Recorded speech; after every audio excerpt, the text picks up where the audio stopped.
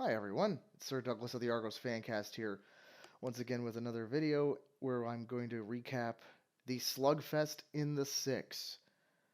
Toronto Argos 39, Edmonton Elks 36 on a muggy and moist evening at BMO Field last Saturday night.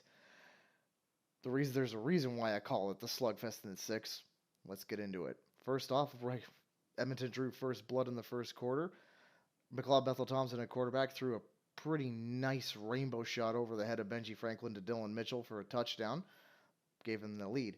The Argos then counterpunched with Deonta McMahon, who I swear I thought he did the moves that he did for his touchdown. I swear I saw that at training camp. I don't know. Maybe I'm just experiencing some form of weird deja vu, I guess. But either way, he got a very good run into the end zone to tie it up.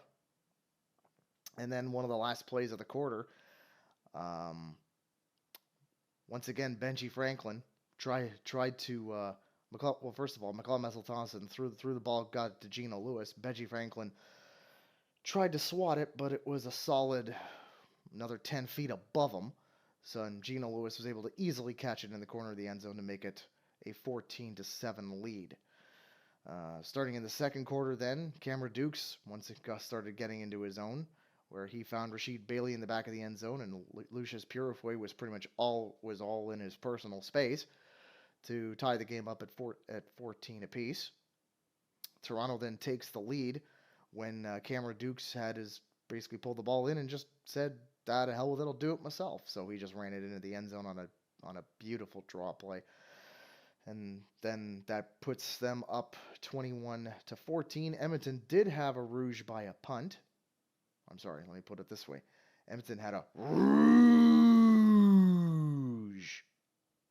by a punt. Pretty much just bounced out of the touch line on the side of the end zone. Make it 21-15. They also had kind of a weird play where McCall Bethel Thompson threw the ball to a receiver, and it actually bounced off the back of Wynton McManus's head, and the Argos actually nearly got an interception because of it. So it reminded me of that scene of The Simpsons when Homer was gifted the Denver Broncos by Hank Scorpio, and the last thing you see from them is the Denver player running, and the ball just kind of bounces off his helmet back into the air. I thought that was actually kind of cool. And then Toronto then had a very odd call, a very odd offensive call, as Cameron Dukes tosses it to Deonta McMahon, and he tried to look for Tommy Neild on a pass. And unfortunately, looking for Tommy Neild, he did find instead Lucius Purifoy, who then ran it to I think back to about to the 25 or 20 yard Toronto 25 or 20 yard line. Now, I'm all for trick plays, but I don't know what the thought process was here.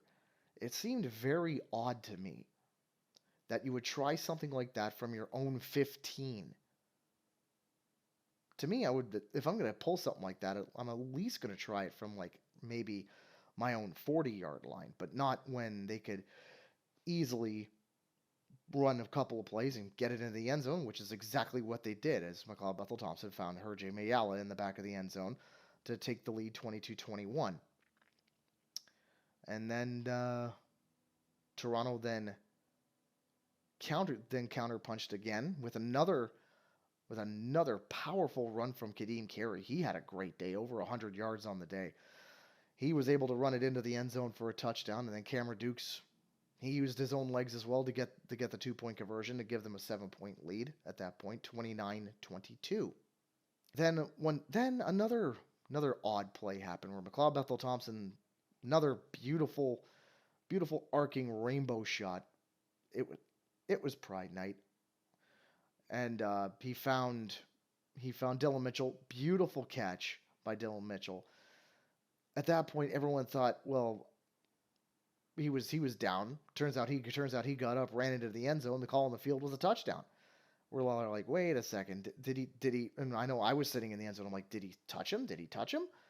And at first we're like, I don't think he touched him. But then command center reviewed it, saying, yes, he was touched by I believe it was I think it was Benji Franklin on that one. But we all thought he was beat again. So the touchdown was called back, but a couple plays later they got it anyway as McLeod finds Curly Gittens Jr. The usual 1-2 punch that we saw to great success here in Toronto.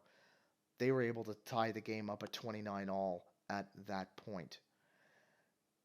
Then we see Cameron Dukes decide to throw his own little rainbow shot himself as he found a wide open DeMonte Coxey, a beautifully dropped ball into his hands to give the Toronto Argonauts the lead 36-29. Now at that point I thought, hey, can we at least stop him here? Nope.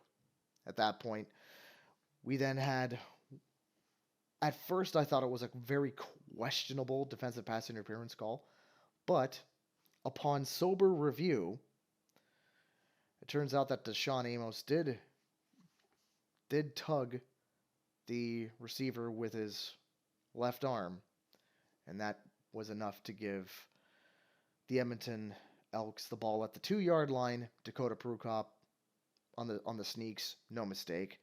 Tie ball game once again, 36-36. I just want to say at this point that if you were a neutral coming to this game, or this was your first Argo game, you're probably thinking, holy crap, this is some awesome back and forth football.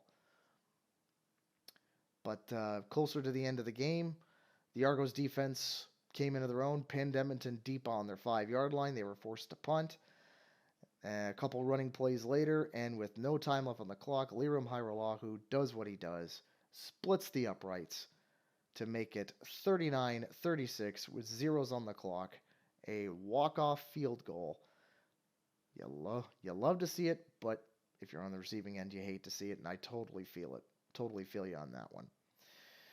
One thing I noticed is that Toronto in this game was that Toronto had a very balanced attack. They only had, I think it was like 214 through the air, but they had 186 on the ground, and 100 of those yards were Kadeem Carey. So he actually did very, very well. There was no favorite target for Cameron Dukes again this week. The closest one was probably DeMonte Coxey because he got a touchdown, and he had the longest catch of the day. He was 3 for 3. That's another thing. Cameron Dukes was incredibly accurate in this game. Incredibly accurate. We're seeing like Ricky Ray style numbers out of this kid when it comes to accuracy, and that's amazing. I like that. And then on the defensive side of the ball, not really a lot to write home about when it comes to the line, because Jake Serezna got a sack and Jared Brinkman had 1 tackle for loss, and that was it. The secondary was torn a new one by McLeod Bethel Thompson and the receivers on Edmonton, especially Dylan Mitchell and Geno Lewis. That being said, though, Edmonton fans, if you're watching this, I said this in my instant post-game reaction. I said this. You guys have a way better team than your record shows. A way better team than your record shows. You actually have a decent O-line. That was one of my concerns about you guys going into the season. But you guys actually have a really, really good team, and it's just a matter of time before you finally get your first win. And I hope, and actually, hopefully, you get to start stringing wins together very soon. But for now, at least, the Argos decided to channel their inner Arthur Morgan and take a 3-star pelt off the Edmonton Elks. That's pretty much going to do it for me for the post-game recap this week. Please, by all means, like, comment, subscribe. We're actually at 18 subscribers right now. Yes! You guys are awesome. Next goal now is to get to Pinball's number.